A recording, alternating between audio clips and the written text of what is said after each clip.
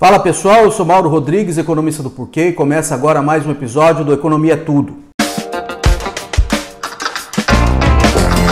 Hoje a gente fala do que rolou durante a semana, a gente começa falando do que aconteceu na semana anterior, que a gente falou no vídeo da semana passada, foi essa decisão do Banco Central de baixar mais uma vez a taxa de juros básica da economia, que é a Selic. Isso é um processo que já vem da reunião anterior, em que ele baixou ela de 6,5 para 6 e agora teve mais uma queda de 0,5 pontos percentuais, então ela caiu de 6 para 5,5 agora. Então isso é uma coisa que aconteceu na semana anterior, mas nessa semana, a gente está gravando aqui na quinta-feira, o Banco Central divulgou a ata do Copom. O Copom é o Comitê de Política Monetária que toma decisão com relação à taxa de juros e, na verdade, o que o Banco Central faz é decidir a taxa de juros, guiar suas ações de política monetária com base nessa meta de juro. Então agora a Selic está em 5,5%.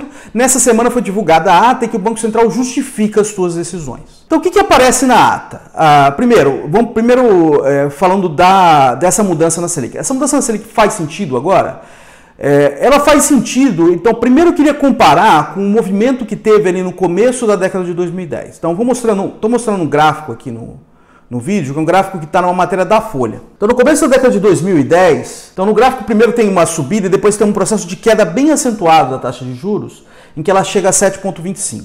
Isso aqui é durante o governo da presidente Dilma, que muita gente comenta que aconteceu nesse período, é que não tinha muita justificativa, muita base para você descer a taxa de juros nesse período, que foi feito meio na canetada. Então era um período em que a economia brasileira não estava exatamente desacelerando, ela está bem aquecida na verdade, e aí mesmo assim tomou-se a decisão de descer a taxa de juros.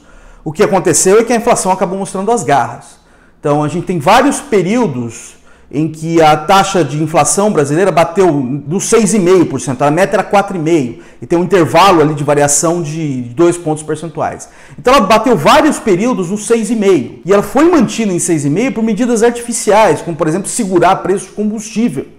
A gente falou isso no vídeo anterior, que isso aqui quase quebrou a Petrobras, no fim das contas. Foi um dos motivos. Porque a Petrobras que acaba, no fim, morrendo com prejuízo. Então, o que aconteceu? A inflação acabou mostrando as garras e o Banco Central precisou começar um ciclo de aumento na taxa de juros. E aí começou esse período aí de subida que a gente vê, que chegou ali a mais ou menos 14%, e foi justamente no período de recessão que a gente teve aqui. Então, justamente no período de recessão, o Banco Central estava tendo que aumentar a taxa de juros. Então a inflação acabou, no fim das contas, passando da meta, passou 10 pontos percentuais, e aí o Banco Central teve uma política bastante agressiva de aumento de taxa de juros. Foi justamente num período em que a economia estava numa recessão brava. Depois, com a troca de governo, com a entrada do presidente Temer e a entrada do Ilan Goldfein, a inflação perdeu força. Ela perdeu força em parte porque a economia estava no buraco. Então isso ajuda a jogar a inflação para baixo. Mas perdeu força também por causa de um ganho de credibilidade que teve com o novo Banco Central. Então, com isso, a inflação pôde ser mantida em níveis confortáveis, caiu bastante, e ainda assim você conseguiu baixar a taxa de juros. Ela caiu até 6,5 pontos percentuais, onde o Banco Central manteve ela constante. Recentemente, o Banco Central começou a fazer um novo processo de queda na taxa de juros, depois que a reforma da Previdência começou a andar de fato. Então, aí o Banco Central teve um pouco mais de tranquilidade para começar um ciclo de queda na taxa de juros. Por quê? Porque a situação fiscal no brasileiro ela é horrível, mas com a reforma da Previdência andando, a situação de longo prazo dela ela melhora. Então o Banco Central ele tem mais flexibilidade aí para iniciar um novo ciclo de taxa de juros. Então começou um novo ciclo na última reunião que caiu de 6,5 para 6 e agora caiu de novo. E a expectativa que a gente tem é que vai continuar caindo. O Banco Central, inclusive, sinaliza isso em sua ata, na ata do Copom. Então, o que mais que tem na ata do Copom? Por que faz sentido descer a taxa de juros? Primeiro, por essa queda estrutural que está tendo, por uma queda do risco do país, tá? Do risco da dívida brasileira. É diferente do que aconteceu ali no começo da década de 2010, em que não tinha motivo, e agora tem motivo porque você tem uma queda estrutural do risco. Segundo ponto, a economia brasileira não está exatamente bombando, tá? Muito pelo contrário. O que o Banco Central diz em sua ata é que a economia brasileira está tendo um processo de recuperação gradual, é muito lento. Na verdade, os números estão melhorando, mas ainda a perspectiva ainda é bem ruim, bem fraca, desemprego muito alto, tá? Capacidade ociosa na indústria é bastante alta. Então não é que se você baixar o juro vai ter uma pressão inflacionária. Então não parece ser o caso. Então ele tem flexibilidade para baixar. Então ele inclusive diz na sua ata em que a taxa de juros está sendo mantida abaixo do nível estrutural. Então tem uma queda estrutural da taxa de juros de longo prazo aí no caso, e o Banco Central está colocando a taxa de juros, na verdade, abaixo do nível estrutural de longo prazo, justamente porque a economia está num processo, ainda está no buraco e está num processo bem lento de recuperação. Eles estimam que vai melhorar um pouco ao longo dos próximos trimestres, principalmente em função da liberação do FGTS e do PIS/PASEP. Mas mesmo assim, a perspectiva que a gente olha para frente não é uma coisa que vai começar a crescer em uma economia chinesa, por exemplo. Não, é uma coisa bem lenta mesmo. Então, é uma coisa muito ruim, na verdade, porque você tem um número muito grande de desempregados que precisam ser absorvidos. Mas é isso que está acontecendo, vai estar indo de maneira bem lenta. Então o Banco Central também sinaliza que esse processo deve continuar nos próximos períodos. Então ele diz que se tudo continuar mais ou menos confortável, ele diz que a situação é confortável, de fato é confortável para a política monetária, tá? Você não tem risco de inflação. Outro ponto, as expectativas de inflação elas estão bem ancoradas. Na hora que você olha em períodos, 3 períodos, 2 anos para frente, elas estão ali na meta que o Banco Central precisa perseguir, então não é uma coisa assim que eu estou baixando o juro hoje, a expectativa de inflação lá na frente está aparecendo, não é o caso. E o Banco Central sinaliza, olha, se não acontecer nada de esquisito aí, deve continuar um processo de queda na taxa de juros, como a gente diz no jargão, que é o que está escrito ali na ata, é a política monetária estimulativa, que é isso, é colocar a taxa de juros abaixo do nível estrutural. Por que a gente tem indicação que pode cair ainda mais? A hora que a gente olha para as expectativas de inflação, então o Banco Central faz uma pesquisa junto às instituições financeiras, a consultorias, para ver o que está se esperando para inflação, juros, PIB para os próximos períodos. A hora que a gente olha para 2020, a expectativa de inflação está em 3,8. Hoje ela está abaixo, hoje ela está em 3,5, a meta é 4,25, então está abaixo da meta. A hora que a gente olha para 2020, ela ainda está abaixo da meta. Então a meta para 2020 é 4% e a expectativa é 3,8%. Isso o mercado já está precificando queda de taxa de juros. Então tem espaço para cair ainda mais. O Banco Central ele tem modelos para determinar quanto que vai ser a inflação com base em variáveis de política, entre elas a Selic. O modelo do Banco Central com taxa de juros a 5 até o fim de 2020 e câmbio a 3,90 está colocando a taxa de inflação em 2020 em 3,6. A meta é 4. Tá? Então, de novo, isso aí indica que tem espaço para cortar ainda mais. O horizonte que o Banco Central está olhando aqui é 2020 mesmo. Aparentemente, esse ano já está dizendo que a inflação vai fechar abaixo da meta e no ano que vem a expectativa é que ela chegue na meta e a meta para o ano que vem é 4.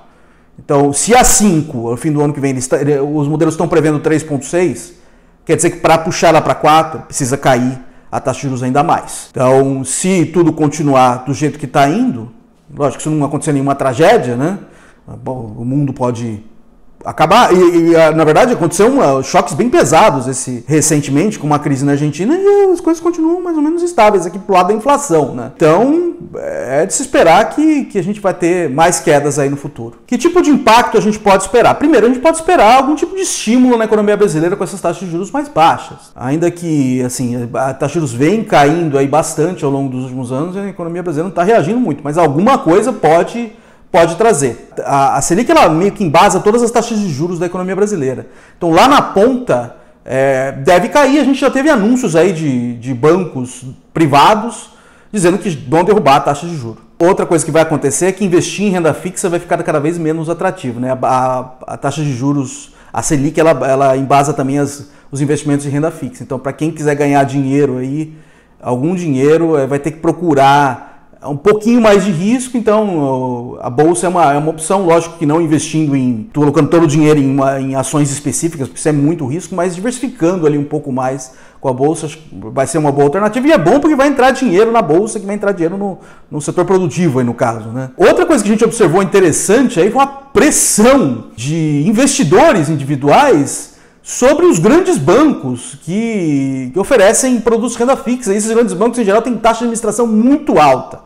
Com taxa de administração alta e a Selic caindo, quer dizer que alguns desses investimentos vão ter taxas de juros, retornos muito baixos e até negativos. Então a gente viu aí pressão sobre os bancos para baixar a taxa de administração, essa pressão teve efeito no fim das contas, né? Foi uma coisa bastante interessante no fim das contas. Por que as pessoas colocam o dinheiro nesses bancos, mesmo com taxa de administração muito alta? Provavelmente tem conta ali, aí o gerente oferece algum investimento, mas a pessoa nem percebe direito, né? Mas agora, com as taxas de juros mais baixas, a tendência é que as pessoas percebam.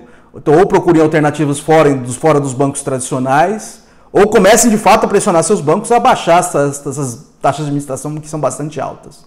Outra coisa que aconteceu durante essa semana foi o discurso do presidente Bolsonaro na ONU, né? Falou um pouquinho de economia, reafirmou compromisso com desburocratização, disciplina fiscal, privatizações e abertura da economia.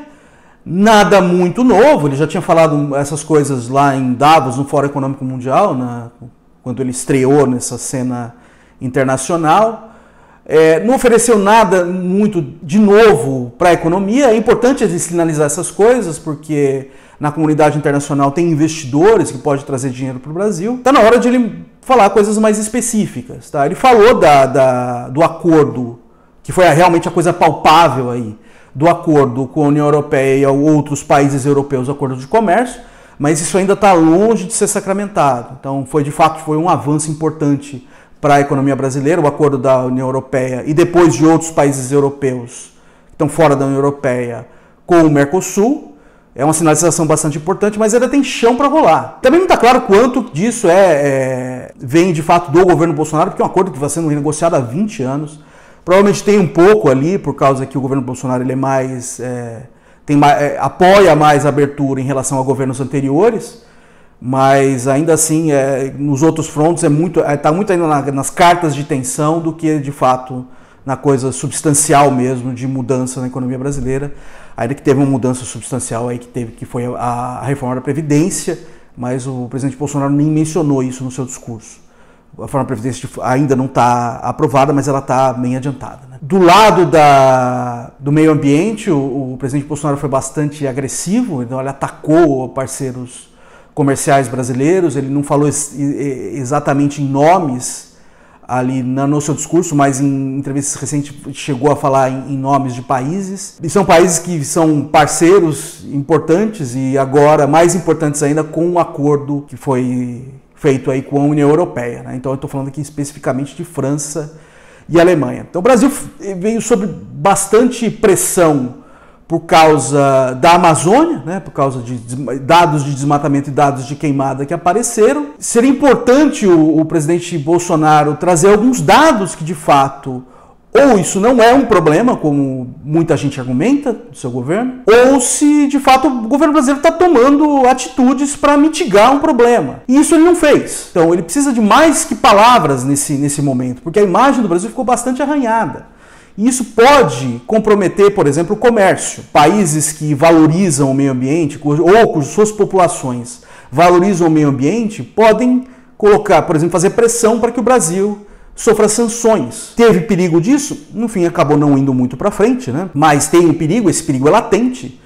E ao invés de tentar dar uma acalmada na situação, tentar construir pontes, não, o governo está dobrando a aposta.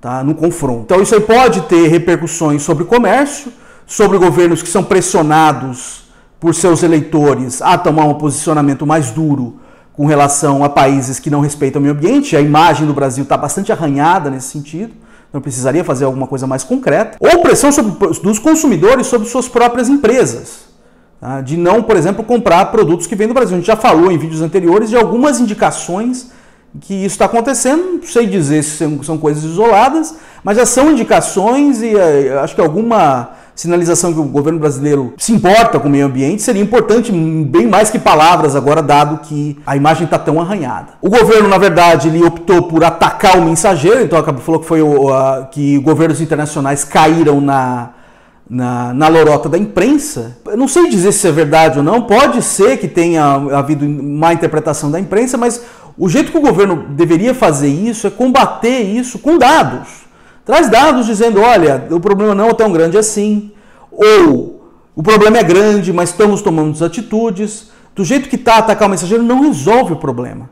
Na verdade, ele só apela para a base governista aqui no Brasil, que quer ouvir isso, mas não para a comunidade internacional, que precisa de alguma resposta, justamente para que as coisas voltem a andar, para que não tenha prejuízo, por exemplo, com o comércio internacional. O acordo com a União Europeia foi uma importante conquista e arranhar a reputação aí não ajuda muito, tá? Não sei se dizer que vai, no fim das contas vai tudo por água abaixo, tem gente falando que vai tudo por água abaixo, não sei dizer. Tá? A gente vai ter que ver como que a diplomacia anda, mas não ajuda, vamos dizer assim, não é, porque ainda tem chão para rolar, tem que passar em parlamento europeu, então isso pode sofrer pressão de eleitores que se importam com o meio ambiente, pode também sofrer pressão de lobbies. Então, tem uma hora que eu quero destacar aqui um pedaço do discurso do presidente Bolsonaro, em que ele fala: também rechaçamos tentativas de instrumentalizar a questão ambiental ou política indigenista em prol de interesses políticos e econômicos externos, em especial os disfarçados de boas intenções. Eu não duvido que seja verdade. Então, por exemplo, você pode ver lobby de produtores agrícolas na Europa falando: olha, estamos preocupados com a questão ambiental, tem que melar o acordo com o Mercosul. Pode ser que seja verdade, tá? Eu não duvido disso. Eu acho que tem, de fato, uma preocupação legítima com o meio ambiente, mas, de fato, tem parte que é lobby mesmo. Mas quando o governo dobra a aposta, começa a atacar o mensageiro e não traz dados para combater esse tipo de narrativa, ela ganha força. Então é importante ele desarmar esse tipo de argumento. E se desarma esse tipo de argumento com fatos e não atacando o mensageiro. Bom, pessoal, era isso que eu tinha por hoje. A gente volta a conversar na semana que vem. Por favor, dá uma olhada lá no nosso site, www.porquê.com.br. Tem bastante conteúdo lá. A gente também está nas redes sociais. A gente está aqui no YouTube, no Facebook, no Instagram e no Twitter. E a gente volta na semana que vem. Um abraço!